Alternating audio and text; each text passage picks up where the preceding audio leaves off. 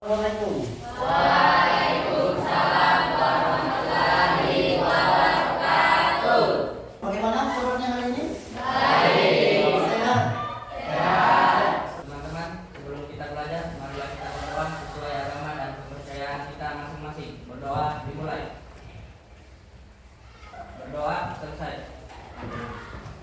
Bapak Guru akan mengecek kehadirannya dulu ya. Jadi Abdul Asafat, Hadir Pak. Aisyah Umin Tumaru. Hadir Pak. Ya ternyata hadir semua ya pada hari ini.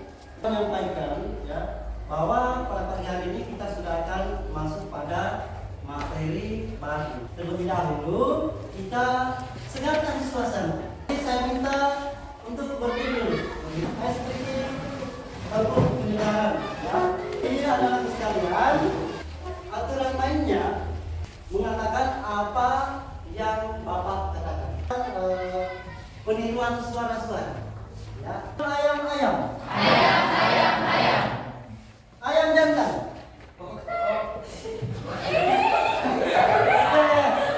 Ayam-ayam. Ayam jantan. Bagaimana? Segar? Fokus?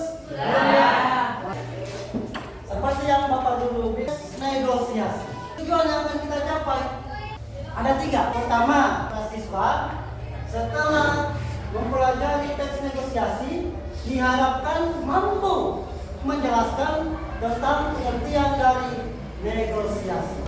Kedua, mampu menjelaskan ya ataupun menjelaskan mengenai struktur dari teks negosiasi. Ya, diharapkan mampu menentukan struktur teks negosiasi berdasarkan contoh-contoh teks negosiasi. Yang lain dari pengertian teks negosiasi. Bahwa teks negosiasi itu merupakan proses tawar-menawar jalan berunding, ya, untuk mencapai suatu kesepakatan antara satu pihak dengan pihak lainnya. Tentang teks negosiasi ini, saya mau bertanya dulu kepada siswa sekalian. Karena sebelum pertemuan ini, pada pertemuan sebelumnya kan Bapak Guru sudah menyampaikan tentang materi yang akan kita pelajari hari ini. Negosiasi itu biasa terjadi atau yang sering kalian dapati itu di pasar, ya betul. Kalau bernegosiasi itu kan, kalau satu orang kan tidak mungkin dikatakan negosiasi kan? Seperti halnya di pasar, ya. Di pasar itu kalau orang bernegosiasi, siapa saja yang kalian sering dapati? Iya, penjual dan pembeli. Oke, bagus. Nah, kalau antara penjual dan pembeli itu yang bernegosiasi itu biasa dikatakan dengan istilah apa ya? Iya, negosiator. Berarti karena ada penjual dan pembeli itu berarti ada 2 negosiator, 2 pihak. Negosiator pertama dan negosiator kedua. Oke? Ya, berarti tidak sia-sia Bapak Guru memberitahukan, menyampaikan tentang materi yang akan kita pelajari pada pertemuan sebelumnya. Yang kita langsung lanjut saja pada struktur teks negosiasi. Struktur dari teks negosiasi ini ada 7. Pertama itu orientasi, kedua permintaan, 3 pemenuhan, 4 penawaran, 5 persetujuan. Dan menghadirkan salah satu contoh, ya, ada di buku paketnya halaman 85. Itu ada contoh teks negosiasi yang berjudul membeli sepatu, ya. Bapak Guru akan jelaskan mengenai penempatan dari struktur ini. Ya. Orientasi itu adalah pembuka. Ya. Orientasi itu adalah pembuka atau permulaan. Ya. Struktur yang pertama itu adalah orientasi. Struktur yang kedua itu permintaan. Yang mana permintaan ini apabila pihak kedua menanyakan atau menyampaikan keperluan kepada pihak pertama. Kalau penjual dan pembeli berarti pembeli menanyakan tentang apa yang dia cari ataupun yang dia mau beli kepada penjual. Oke, kemudian yang ketiga itu pemenuhan. Ya ini berlanjut. Kalau dia permintaan yang disampaikan oleh pihak kedua atau negosiasi kedua itu ada dijawab oleh penjual ada, berarti itu akan terjadi pemenuhan. Jadi disusun. Oke. Kemudian selanjutnya penawaran. Penawaran ini berarti ya dari namanya penawaran berarti terjadi kegiatan tawar menawar. Ya. Nah penawaran ini biasanya yang dibahas itu kalau di ranah jual beli ya berarti adalah mengenai harga barang. Struktur yang kelima itu adalah persetujuan. Ya, namanya juga negosiasi. Setelah penawaran berarti harus ada persetujuan. Ya, persetujuan ini biasanya setuju dengan harga barang. Artian sudah terjadi pembayaran dan kemudian yang terakhir penutup. Penutup itu ya bisa dikatakan lawan dari orientasi. Orientasi kan pembuka. Penutup itu adalah ya penutup. Ini tadi saya sudah sampaikan di halaman 85. Nah, contoh penjual. Ya, ini judulnya membeli sepatu. Ini antara penjual dan pembeli. Saya akan terangkan. Penjual ya, beli sepatu mas, silakan dilihat-lihat. Ini masuk pada orientasi pembuka. Ya. Pembuka, kemudian ini Pak saya mau beli sepatu ini berapa harganya? Ini masih masuk orientasi atau sudah masuk permintaan? Nah ini silakan sepatu ini harganya 300.000. Nah beli sepatu mas silakan lihat-lihat. Ini adalah orientasi pada penjual. Kemudian pembeli, Pak saya mau beli sepatu ini berapa harganya? Itu adalah permintaan. 6. Pembelian penutup. Oke. Nah inilah struktur dari teks negosiasi. Silakan sepatu yang itu harganya 300.000 mas. Wah apa boleh harganya saya tawar. Nah kalau ini penjual, oh silakan sepatu yang itu harganya 300.000. Itu sudah mulai masuk pada penawaran. Penawaran. Nah, pembeli, wah apa boleh harganya saya tawar, Pak? Nah ini masih penawaran. Penjual, boleh. Mau tawar berapa mas? Ini masih penawaran. Pembeli, kalau 200.000 gimana Pak? Ini masih pembeli. Masih penawaran ya.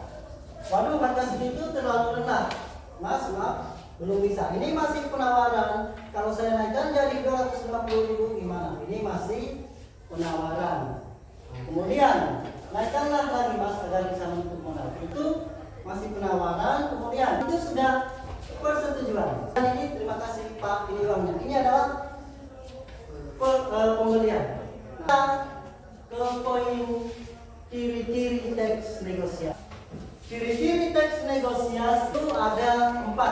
Pertama, adanya partisipan. Partisipan itu adalah pelaku. Adanya perbedaan kepentingan. Karena berbeda kepentingan, berbeda pendapat, makanya dilakukan negosiasi. Yang ketiga itu adanya penawaran atau dan pengajuan. Yang keempat itu adanya kesepakatan sebagai hasil dari negosiasi. Tadi ciri negosiasi, kita lanjut pada jenis-jenis teks negosiasi. Jenis teks negosiasi 3. Yang pertama, tentang situasi. Lagi atas 2, yaitu situasi formal dan informal ataupun non formal. Situasi formal ini adalah negosiasi yang terjadi antara pihak yang satu dengan pihak lainnya atau pihak kedua itu ada kesepakatan ya, akan tetapi pada kesepakatan ini ada perjanjian atau bahasa kerennya itu ada MOU ya, ada surat ya, yang biasanya menjadi bukti. Kalau misalnya di antara dua pihak ini ada salah satu pihak yang melanggar perjanjian itu, maka pihak yang lainnya berhak atau boleh menuntut pihak yang lain. Situasi informal atau non formal ini ya Ya, tadi sudah terjawab sebenarnya sih. Ya, itu situasi informal atau non formal itu seperti di pasar ya, seperti di pasar. Nah ini negosiasi yang terjadi ada kesepakatan ya, ada kesepakatan antara kedua belah pihak.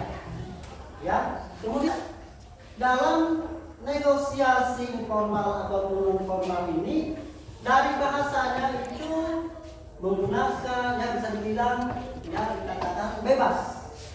Kemudian kita ke negosiasi yang kedua.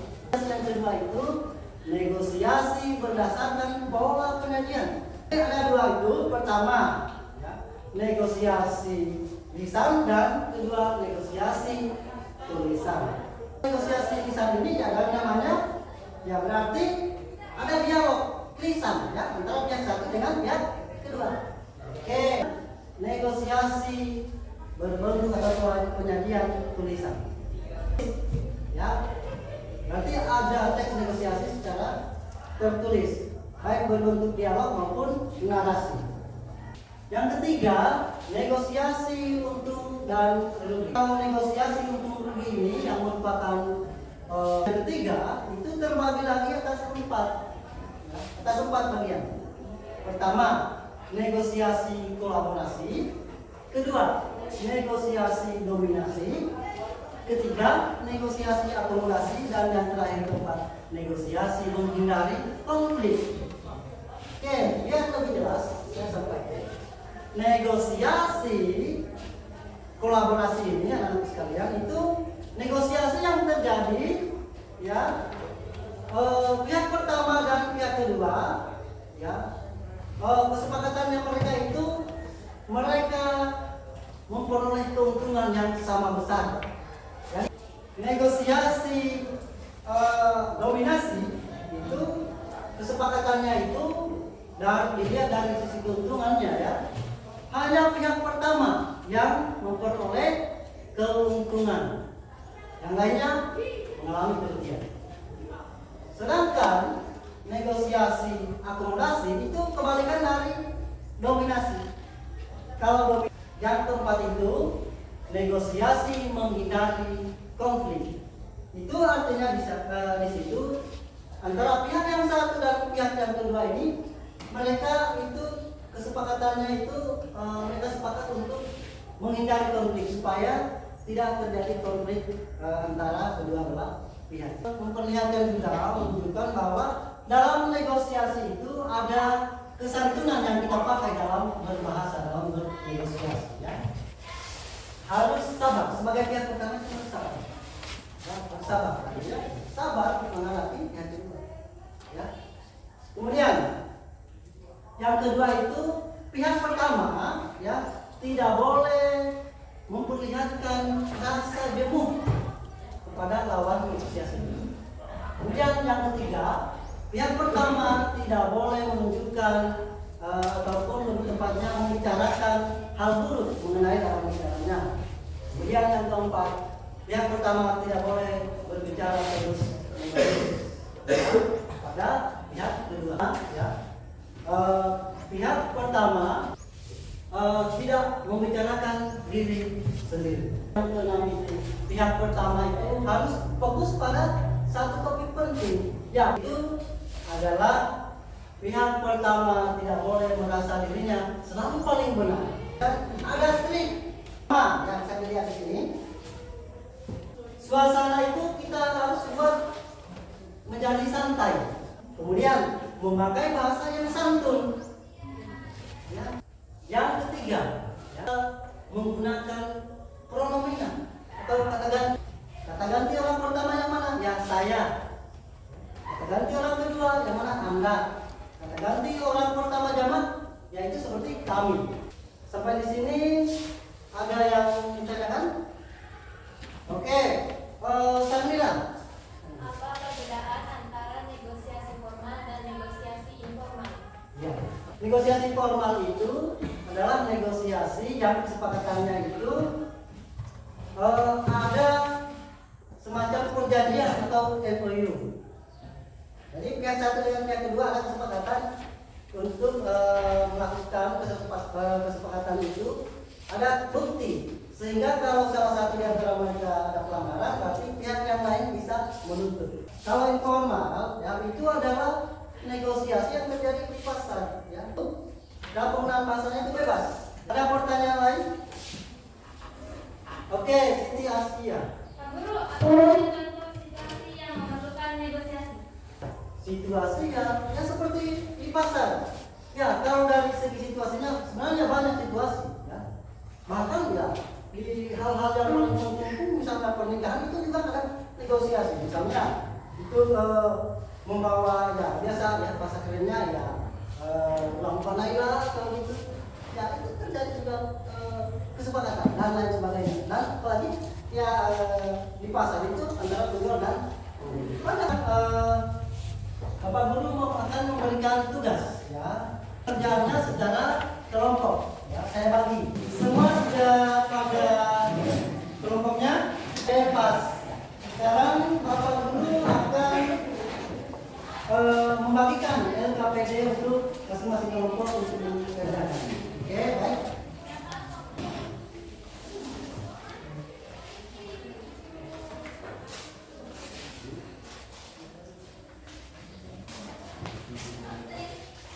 Jadi ini LKPD-nya saya sudah bagikan ya. Silakan dikerjakan. Soalnya di situ ada 3 berdasarkan teks ya, berdasarkan contoh teks negosiasi. Ya, silakan kerjakan ya. Dan kerjakan silakan aktif semua ya. Jadi saya harapkan ya, dalam mengerjakan ini ya supaya dalam mengerjakannya teliti ya, aktif semua dan jujur ya. Oke. Sekali lagi jujur dalam mengerjakan, aktif dan juga teliti ya, teliti dalam mengerjakan. Silakan. Waktu pengerjaannya 20 menit ya. 20 menit. 20 menit ya, silakan.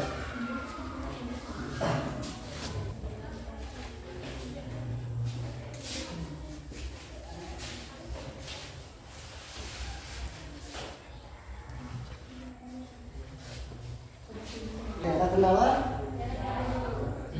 Ini kelompok 3 ada kendala?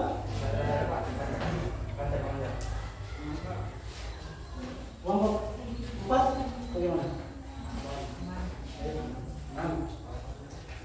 Kelompok 2? Ya.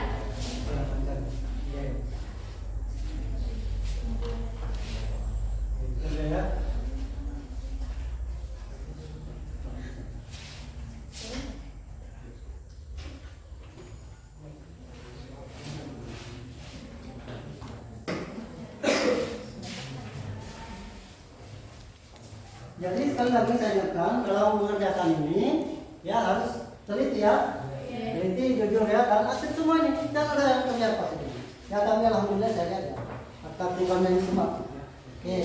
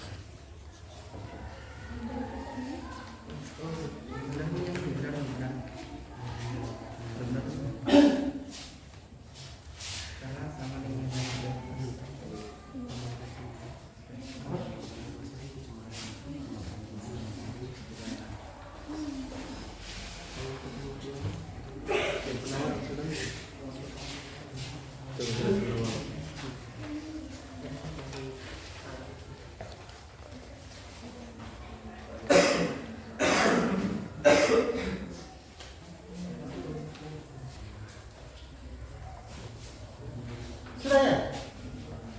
Ya ya? Ini kelompok 2 4. Ini kelompok 2 sudah.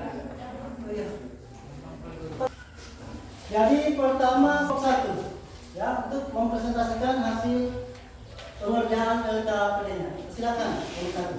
Assalamualaikum warahmatullahi wabarakatuh. Waalaikumsalam warahmatullahi wabarakatuh. Perkenalkan, kami dari kelompok 1 akan mempresentasikan hasil diskusi kami negosiasi yang berjudul membeli mesin cuci. Pertama yaitu tentukan struktur pada teks tersebut. Untuk di kalimat 1 dan 2 itu kami mengelompokkan itu termasuk dalam bagian orientasi yang berbunyi, "Selamat pagi Mas." Ya, selamat pagi Bu, ada yang bisa saya bantu? Mau membeli sesuatu ya Bu? Nah, itu 3 sampai 4 itu termasuk ke dalam permintaan. Ya, itu, iya nih Mas, saya lagi cari mesin cuci kualitas bagus baik ZZ Mas. Oh Bu, mau beli mesin cuci ya? Kebetulan di toko saya ini Bu menyediakan banyak mesin cuci yang kualitasnya terjamin. Itu bagian permintaan. Nah, selanjutnya di kalimat 5 sampai 6 kami mengelompokkan kalimat tersebut sebagai masuk di struktur bagian pemenuhan. Yang isinya, wah tidak salah ya, saya dari jauh datang di toko Mas, berarti barang yang saya cari ada ya kan Mas? Iya Bu, ada. Selanjutnya, berapa nih Mas mesin cucinya? Kalau ini Bu, saya jual 3 juta. Aduh mahal ya Mas? Ya Bu, sudah begitu Bu harganya, memang ibu maunya berapa? Begini Mas, gimana kalau 2,5 juta Mas? Maaf Bu, saya tidak lepas kalau harga segitu. Oh gitu ya Mas, kalau 2,8 juta baru saya lepas Bu. Baik Mas, barangnya jadi saya ambil. Kalimat yang saya baca tadi yaitu dari kalimat 7 sampai ke 14 itu termasuk ke dalam bagian penawaran. Kalimat 15 sampai 16 itu termasuk ke persetujuan. Itu baik Mas, barangnya jadi saya ambil. Ya Bu, tunggu sebentar, saya siapkan dulu barangnya. Dan selanjutnya kalimat 17 dan 18 yang isinya, ya Mas, sekalian ini uangnya. Oh iya Bu, barangnya sudah saya siapkan. Itu termasuk ke bagian pembelian. Yaitu, ya Mas, terima kasih Bu, sama-sama Bu. Bagian kalimat 19 dan 20 itu termasuk ke dalam bagian penutup atau terakhir dari struktur teks negosiasi. Itu tadi jawaban dari hasil diskusi kami untuk pertanyaan yang pertama. Selanjutnya kita lanjut ke pertanyaan yang kedua, yaitu apakah pada teks negosiasi tersebut terjadi kesepakatan? Iya, karena terjadi kesepakatan antara kedua belah pihak, yaitu penjual dan pembeli. Dan pertanyaan yang nomor 3 atau pertanyaan yang terakhir yaitu siapa partisipan pada teks negosiasi tersebut? Itu si penjual dan si pembeli. Perkenalkan, kami dari kelompok 2, kami akan mempresentasikan hasil diskusi kami, yaitu teks negosiasi yang berjudul membeli mesin cuci. Untuk pertanyaan pertama, tentukan struktur teks tersebut. Kami telah menentukan struktur teks negosiasi ini. Jadi, untuk kalimat pertama dan kedua, kami menentukan bahwa dia adalah termasuk struktur orientasi. Kalimat ini berbunyi, membeli, selamat pagi Mas. Ya, selamat pagi Bu, ada yang bisa saya bantu? Mau membeli sesuatu ya Bu? Nah ini kedua, yaitu permintaan.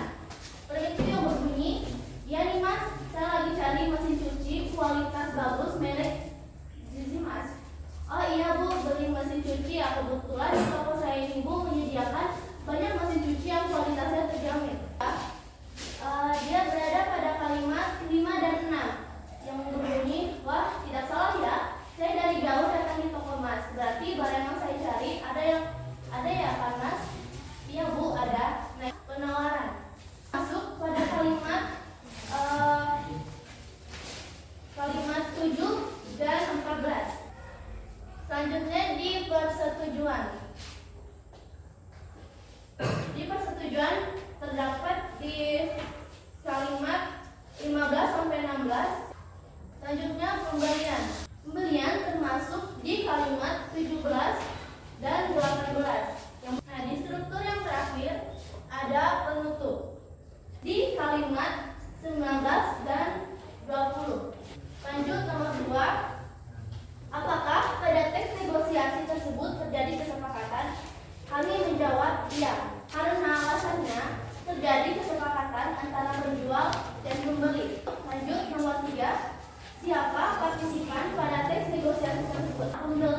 dan penjual. Sekian presentasi.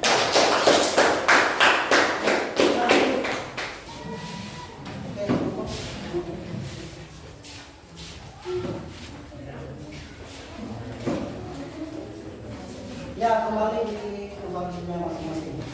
Sebelum kita menutup pembelajaran ini, tentunya mengetes dulu pengetahuan kalian ya. Setelah mengikuti pembelajaran yang barusan tadi, Bapak Guru mau bertanya, di antara kalian menjelaskan pengertian dari negosiasi. Resti ya. Kalau pengertian negosiasi itu apa? Negosiasi adalah proses tawar menawar dengan jalan berunding guna mencapai suatu kesepakatan antara satu pihak dan pihak lainnya. Iya betul ya. Oke, tanya lagi. Struktur teks negosiasi. Tadi teks negosiasi itu kan ada 7. Siapa yang bisa? Oh ya, menurut siapa? Bisa? Oke, silakan. Struktur negosiasi terdiri atas 7, yaitu orientasi, permintaan, pemenuhan, penawaran, persetujuan, Iya. pembelian, dan penutup. Iya betul. Ya, tepuk tangan. Ya, saya mengetes beberapa teman kalian itu, dan bukan hanya saya harapkan bukan hanya itu saja tadi yang menjawab, ya. Tapi rata-rata saya yakin sudah mengerti apa yang telah saya jelaskan tadi. Itu pun juga dalam menentukan struktur teks negosiasi pada masing-masing contoh, ya. Kalau ada contoh ya, dan seperti tadi membeli mesin cuci, kemudian tadi saya sudah tampilkan juga ada contoh yang akan dipakai itu halaman 85. Kami dulu membeli sepatu sudah tadi di situ awalnya saya memberikan contoh tadi, sehingga alhamdulillah tadi bisa dikerjakan dengan baik dan rata-rata kelompok ya betul semua. Oke, tepuk tangan dulu untuk halaman ini. Oke, baik. Selanjutnya siapa yang bisa menyimpulkan sebelum kita tutup pertemuan kita pada hari ini? Kita sama-sama ya. Baik, setelah kita mempelajari tadi teks negosiasi, kita bisa mengetahui bahwa negosiasi itu pengertiannya ya, negosiasi adalah apa? Tawar, ya, proses tawar menawar dengan jalan berunding ya, untuk mencapai suatu kesepakatan ya antara satu pihak dengan lainnya. Yang kedua tadi struktur teks negosiasi ada 7 ya. Pertama apa? Kedua? Ketiga? Keempat? Oke, penawaran. Yang kelima? Persetujuan. 6? Dan terakhir penutup. Kalau jenis-jenis teks negosiasi itu ada 3 ya. Coba pertama apa? Oke, kedua? Berdasarkan pola penyajian. Oke, yang ketiga? Berdasarkan iya, untung dan rugi. Oke, baik. Sebelum Bapak Guru menutup pertemuan kita pada pagi hari ini, Bapak Guru akan menyampaikan tentang materi yang akan kita pelajari pada pertemuan berikutnya. Jadi atau pembahasan yang kita akan pelajari membahas materi teks negosiasi. Akan tetapi dengan subjudul yaitu kita akan menganalisis kebahasan dari teks negosiasi, ya, dan juga kita akan menulis teks negosiasi. Berarti kita akan kalian tepatnya akan belajar menulis teks negosiasi, ya, entah itu bentuk formal maupun informal. Kalau formal mungkin surat penawaran, ataupun kalau informal yang di pasar ya. Intinya semua mengenai negosiasi ya. Demikian pertemuan kita pada kesempatan ini. Wassalamualaikum warahmatullahi wabarakatuh.